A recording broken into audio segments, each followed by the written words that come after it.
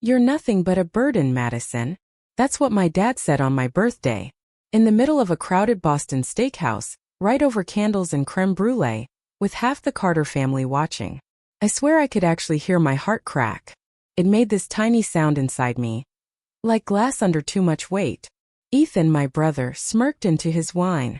Mom pretended to dab her mouth, eyes locked on her napkin. No one defended me. Not a single soul. What had I done? Why was I so hard to love? Was there ever a version of me they'd be proud of? It should have ended there.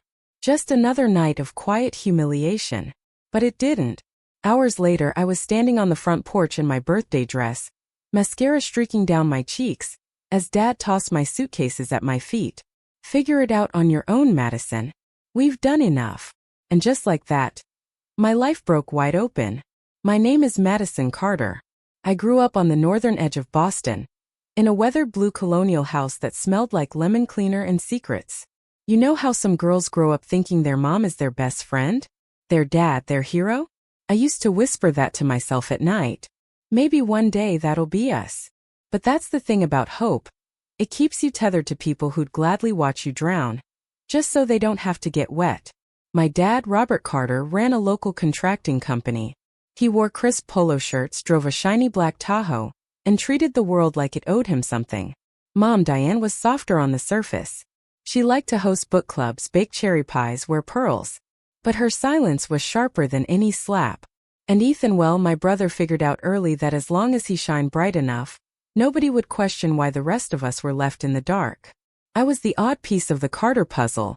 I studied finance at Northeastern, worked part-time at a credit union, even landed a job at a boutique investment firm before graduation. I paid off Ethan's college loans, co-signed a line of credit when Dad's business was struggling, paid off Mom's medical bills when her gallbladder gave out. "Family sticks together," Dad always said, his hand heavy on my shoulder, squeezing just a bit too hard. Funny, isn't it? How love sometimes feels like chains. But God, did I want their approval. Every small victory, a dean's list letter, a work promotion, even a little weekend bake sale I helped organize for charity, I'd come home glowing, hoping for just a flicker of pride. Instead, it was always, "Why didn't you negotiate for more, Madison? Can't believe you spent money on that dress, you should be saving. Your cousin's kid just made partner. But hey, congrats on whatever." I kept telling myself, maybe next time they'd be proud. Maybe next time I'd matter. My little apartment on Beacon Hill was my only sanctuary. Tiny kitchen, cracked tile. But the sunlight poured through my windows in the morning like golden syrup.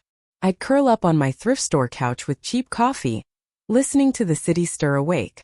I think about Paris or Seattle or even a cabin by Lake Tahoe, somewhere far where no one knew my failures or kept count of every favor they ever did for me. Someday, Madison, someday. But the calls would come. "Your dad needs a short-term bridge loan. Ethan maxed his card again.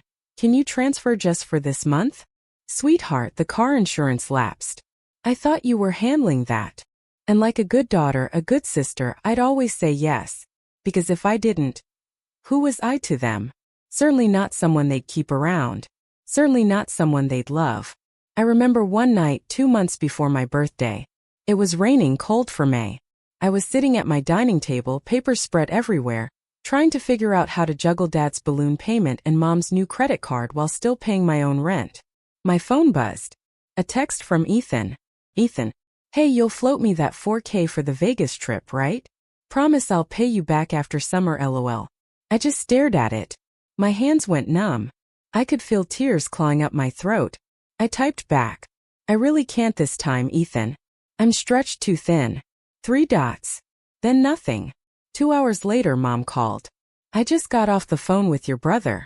He said you're being difficult." "Madison, what's going on?" "He's your only brother." I wanted to scream. Tell her about the rent notice I'd hidden in a drawer, the overdraft alerts, the dull ache in my chest that wouldn't go away. But instead I said, "Sorry, Mom. I'll figure it out." I always did. Because somewhere deep down the little girl in me still thought, if I give enough, bend enough, sacrifice enough, they'll finally see me. I didn't know then that all these cracks were leading to something bigger. That my family, the same people I was bankrupting myself to protect, would be the ones to shove me over the edge. That's why when Dad threw me out on my birthday, when Ethan looked away and Mom just dabbed her eyes with a tissue like I was some sad story on TV, it didn't just break my heart. It burned it to ash. I wish I could tell you that night was the worst of it. That once I stumbled back to my apartment, clutching my cheap suitcase with trembling hands, the storm was over. But storms don't end because you beg them to. They just circle back with darker skies.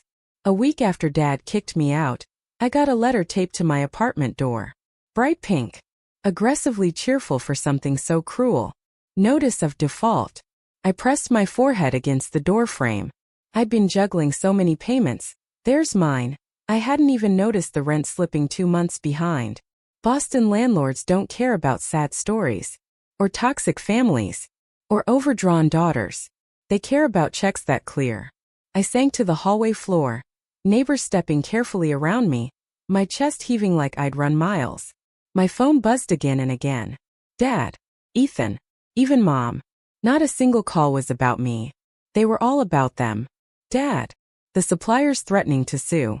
I told him you'd cover it this month. Ethan. Bro, my car insurance just lapsed 'cause you didn't pay like you said. WTF, Mads?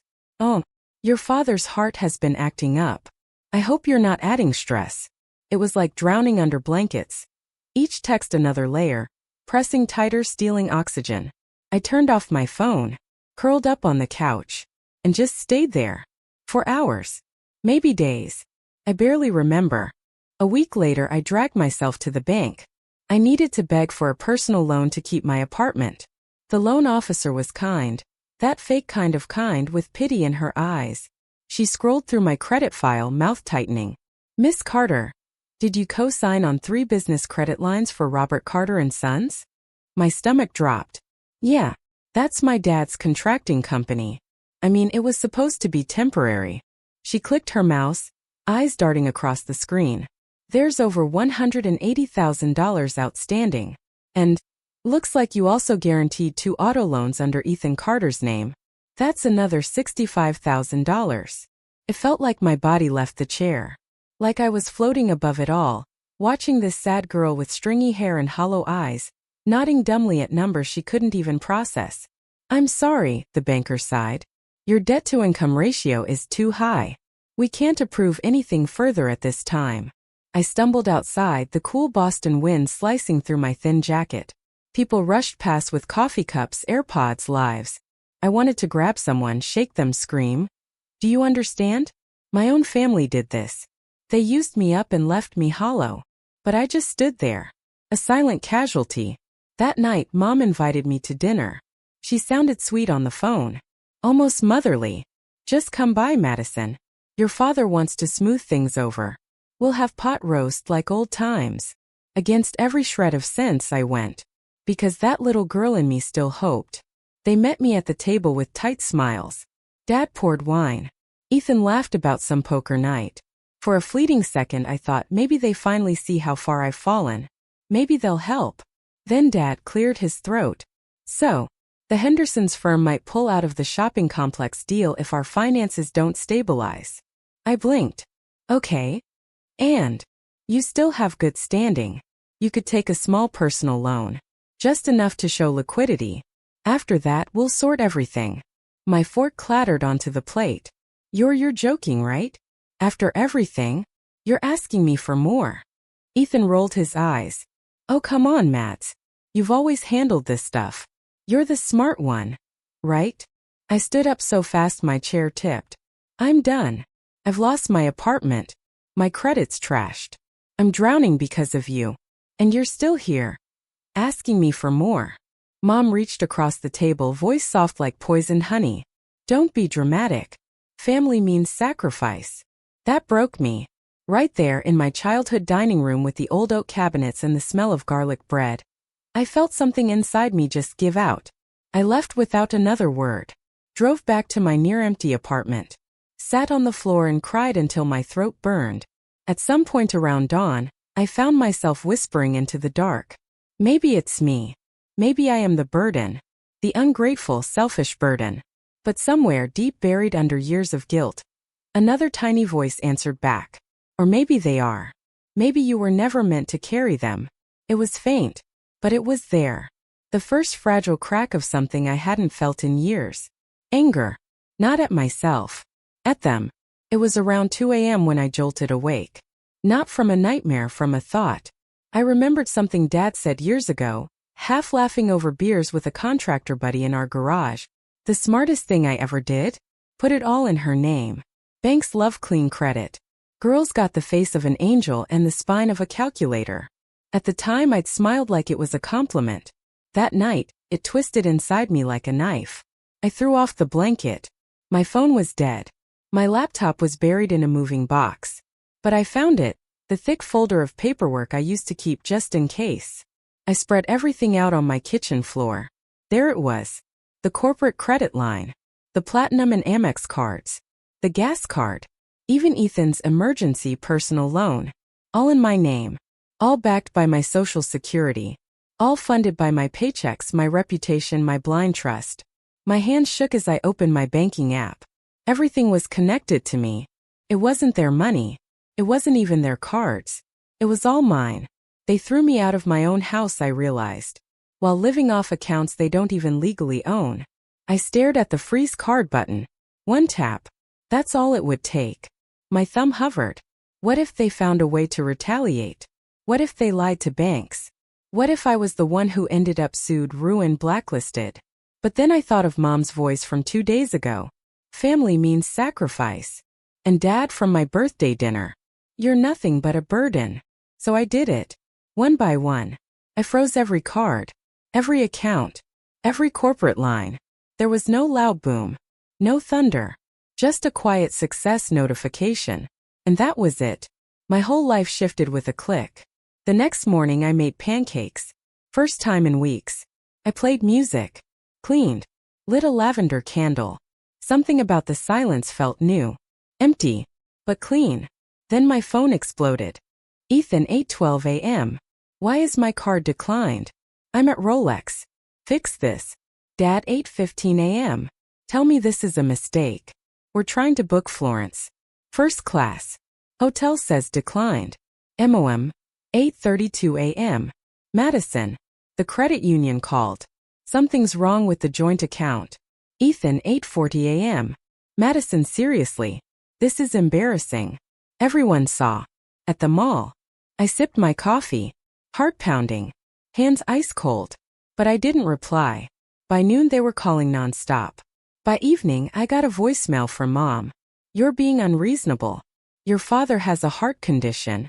Do you want that on your conscience? And from Dad. I'll sue. Don't think I won't. You'll regret this, Madison. But I didn't respond. Because for once I didn't owe them anything. No more apologies. No more cover-ups. No more fixing messes they created. They didn't just burn the bridge. They buried it. 2 days later the cracks started to show. A supplier posted online that Carter & Sons Construction bounced a $15,000 payment. Someone replied that Ethan's car had been repossessed outside his girlfriend's place. A mutual cousin texted me. Hey, what's going on with your family? Everyone's talking. Are you okay? I didn't answer. Not yet. By the weekend the charity gala happened, the one my parents were so excited for. Red carpet. Photographers. Boston's elite. They were denied entry at the bar. Card declined. Twice. Then their name was flagged by the hotel manager. We've been asked not to extend further credit to the Carters, he said. They had to leave in front of everyone. Whispers followed them like shadows.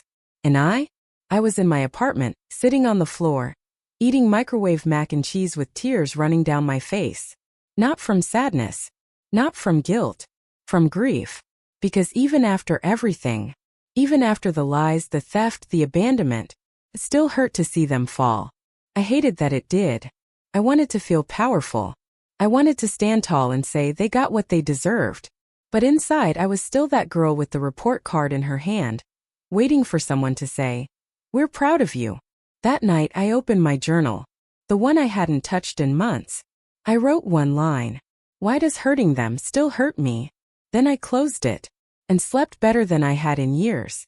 3 weeks passed. No more voicemails. No texts. No guilt-laced calls. Just silence. And for the first time in years I was starting to feel okay.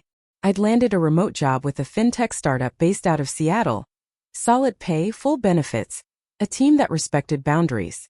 I found a tiny but chic apartment in Cambridge with hardwood floors and a view of the Charles River. I even bought myself a used espresso machine. Nothing fancy, but it was mine. My life finally felt like mine. Then I got the letter. A thick white envelope. No return address. Inside, a forged loan agreement. $80,000. Signed in my name but not by my hand. They had forged my signature. For the Florence trip. I stood there shaking. Not from fear. From the realization that they hadn't just used me. They never even saw me as a person. Just a signature. A safety net. A walking credit score. I filed a police report the next day. The officer read it over, raised an eyebrow. You're pressing charges against your parents? I looked him square in the eye. Yes, I am. 2 weeks later they were served. I didn't go to their arraignment, but I heard about it through the grapevine. Mom sobbed in the hallway. Dad blamed Ethan.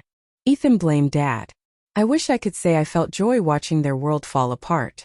But what I really felt was release. Like someone finally cut the rope I'd been dragging behind me my whole life. Months passed. They tried reaching out once, a letter from Mom. Your father's not well. We're losing the house. You've made your point.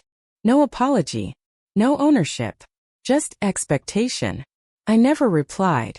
And then one autumn afternoon I got the call. Their house was up for foreclosure. Auction was next week. I called the bank. I placed the highest bid. The realtor walked me through it. The creaky hallway, the chipped staircase, the kitchen where I'd once peeled apples for Mom's pies. I didn't cry. I didn't rage. I just stood there silent, as she jotted down notes for staging. That afternoon as I was leaving I saw them. My parents. Standing across the street by the mailbox, small and tired. Mom in her old robe. Dad in slippers. Ethan nowhere to be seen. Their eyes met mine. They looked like strangers. They didn't speak. They didn't have to. I sold the house a month later. Made a decent profit. Donated half to a scholarship fund for first-gen college girls in Massachusetts. Used the rest to take a trip. Florence. First class. Window seat. Espresso in hand. On my second morning there, I sat on the balcony of a small hotel overlooking the Arno River. Sunlight danced on the water. People bustled in the streets below. And I just breathed. No phone calls. No guilt. No wait. Just me. I pulled out my journal. The same one I'd scribbled in the night I froze those cards. I flipped to the back. Wrote down the words I'd been carrying in my chest for months. Turns out I was never the burden. I was the only reason they ever stood tall. Now I stand on my own. And they're the ones left begging. Not out of revenge. Not even out of pride. Just truth. And maybe one day I'll fall in love. Maybe I won't. But what I do know is this. I'll never again shrink to fit someone's definition of loyal. Because family isn't blood. It's not obligation.